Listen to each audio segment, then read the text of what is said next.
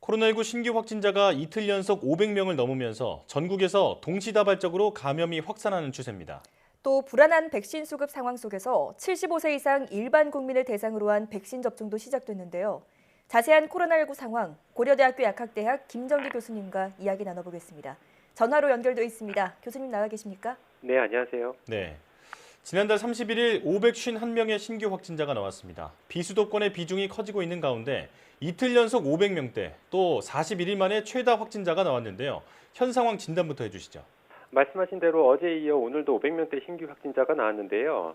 일단 다시 재확산을 시작하고 있다라고 저는 개인적으로 판단을 하고 있습니다. 네.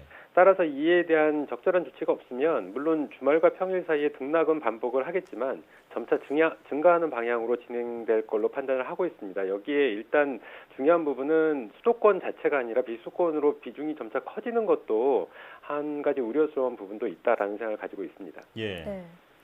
현재 수도권 특별 방역 대책을 시행하고 있고 또 기본 방역 수칙도 강화한 상황인데 오히려 확진자는 증가세를 이어가고 있습니다. 원인은 어디에 있다고 보시나요? 일단 말씀하신 기본 방역수칙 강화는 그 실효성 자체가 내용면에서 상당히 떨어집니다. 그래서 이 부분은 크게 지금 최근에 어떤 신규 확진자 규모를 감소시키는 데 영향을 크게 주지 못한다 이렇게 생각을 하고 있는데 예. 이처럼 재확산을 시작하는 대표적인 이유는 3차 유행이 장기화됐고 이에 따라 국민들이 피로감이 쌓여져 있는 부분이 있거든요. 더군다나 최근에 방역 조치, 그러니까 거리두기 단계도 하향이 됐고 제한업종의 운영이 재개되는 등 방역 조치가 완화된 부분이 있습니다. 예. 이런 부분 때문에 국민들의 경각심이 많이 느슨해졌다라는 생각을 가지고 있거든요. 예. 네. 여기에 어제도 말씀드린 부분처럼 아직 과학적으로는 입증이 안 됐습니다만 변이 바이러스가 본격적으로 지역사회 내에 확산을 시작한 게 아닌가라는 생각을 가지고 있습니다. 예. 만일 국민들이 누적된 피로감이나 경각심 완화 등이 이유라면 비교적 완만하게 증가를 하겠지만 만일 변이 바이러스에 의한 본격적인 지역사회 내 확산이라고 하면 그 증가하는 속도는 굉장히 빠를 거다 이렇게 생각을 하고 있고 예. 한 가지 물론 앞서 말씀드린 것처럼 아직까지는 과학적으로 입증은 안 됐습니다. 그런데 경향성으로 봤을 때 수도권이 아니라 비수도권에서 비중이 증가하는 쪽으로 가는 것도 이러한 변이 바이러스의 요인 때문에 그런 거 아닌가 이런 생각을 가지고 있습니다. 예. 네. 자, 그렇다면 지금 거리두기 단계를 다시 올려야 한다 이렇게 보십니까? 일단 거리두기 단계를 올리는 게 맞지 않을까 생각을 하고 있거든요. 예를 들면 최근 일주일 동안 90명의 신규 확진자가 나온 청주 같은 경우에는 지자체 자체별로 거리두기 단계를 2단계로 상향 조정을 했습니다. 예. 비단 청주뿐만 아니라 아무래도 지금의 경향성을 볼 때는 전국적으로 거리두기 상향 조치를 검토해야 될 필요가 있지 않을까 이런 생각을 가지고 있습니다. 한 가지 더 말씀을 드리면 현재의 재확산 양상의 원인을 정확히 분석을 해야 되는데 앞서 말씀드린 것처럼 어떤 피로감이라든가 경각심 완화가 주된 원인이라면 그 상황에 맞게 그러니까 거리두기 단계나 영업 제한 조치 등 그 방역 조치를 일정 부분 강화를 해도 효과를 보일 걸로 생각을 하고 있습니다. 네. 근데 이러한 요인이 아니고 만약에 변이 바이러스에 의한 요인이라면 지금의 방역 시스템 그 자체로는 안 된다. 그러니까 기본 틀부터 재정비를 해야 된다라고 생각을 하고 있습니다. 만약에 지금의 재확산 조짐이 변이 바이러스에 의한 것이 아니라고 생각을 하더라도 예. 앞으로 변이 바이러스에 의한 지역사회의 본격적인 전파가 이루어질 걸로 예상이 되고 있거든요. 네.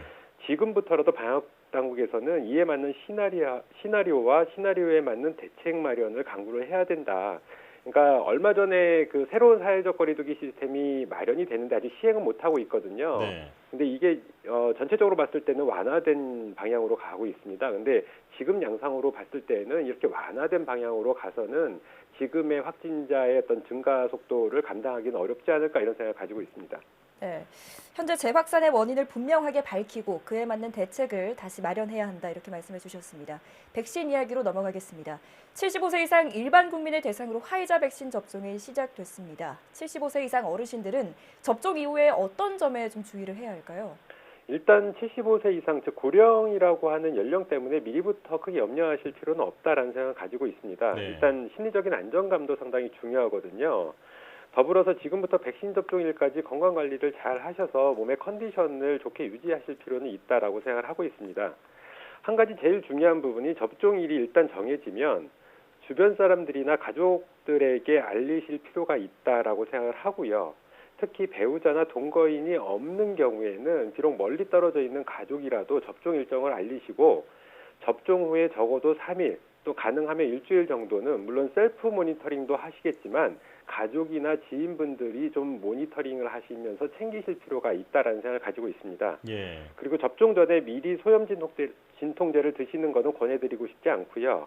접종 후에도 발열이나 접종 부위 통증, 근육통 등 비교적 경미한 이상 증상에 대해서는 일단 참으실 수 있으면 이런 소염 진통제를 드시는 것보다는 참는 게 더 맞다라고 생각을 하고요. 네. 만약에 통증을 참기 어려우신 경우에는 소염 진통제를 복용을 하셔도 크게 문제는 없다라고 생각을 하고 있는데 만약에 호흡곤란이나 심한 어지럼증 같은 증상이 보이면 바로 의료진의 도움을 받으실 거를 권고를 드리고 싶습니다. 예. 가족은 물론이고 소외된 이웃은 없는지 한 번쯤 돌아봐야겠다 이런 생각이 듭니다. 화이자 백신이 미국에서 12살에서 15살 어린이를 대상으로 진행한 임상시험에서 100% 예방 효과를 보였다고 합니다. 이제 곧 소아 청소년들도 백신을 맞게 될까요? 이 부분은 어제 발표된, 그러니까 해당 제약사인 화이자 측에서 성명 형태로 발표한 부분인데 이 부분 자체, 결과 자체가 일단 임상시험의 초기 결과입니다. 그러니까 아직까지 면밀한 분석이 들어간 결과가 아니거든요. 예. 그러니까 지금 이러한 어떤 보도 형식의 성명 형식의 보도 자료가 나왔다라고 해도 지금 당장부터 이 청소년들이 맞을 수 있는 건 아니고요. 임상시험 결과에 대한 면밀한 분석이 들어가야 되고 이에 대한 평가들이 들어가야 되기 때문에 다소 시간은 걸릴 거다 이렇게 생각을 하고 있습니다. 예. 개인적으로는 아무리 빨라야 한 2월 2분기 말쯤이 돼야 실제 접종이 이루어지지 않을까 생각을 하고 있거든요. 그렇기 때문에 1학기 동안은 지금과 같은 개인 방역 수칙 준수가 필요하다라고 생각을 하고 있고 예. 여름방학쯤부터 기점을 통해서 접종이 진행되면 2학기 때는 좀 상황이 나아지지 않을까 생각을 하는데 우리나라의 경우에는 문제는 화이자 백신의 공급 물량입니다. 이 부분이 해결이 되지 않으면 실제 접종이 가능하다라고 하더라도 접종이 이루어질 수가 없고요. 예. 이 부분을 해결해야 되는 것은 정부의 몫이다라고 생각을 하고 있습니다. 네. 역시 백신 물량 확보가 중요하다 이렇게 말씀해 주셨습니다. 자, 오늘도 얘기 나눠봤는데요. 비수도권의 비중이 커지고 있고 또 변이 바이러스 확산 가능성도 있는 만큼 다시 경각심을 가져야겠습니다.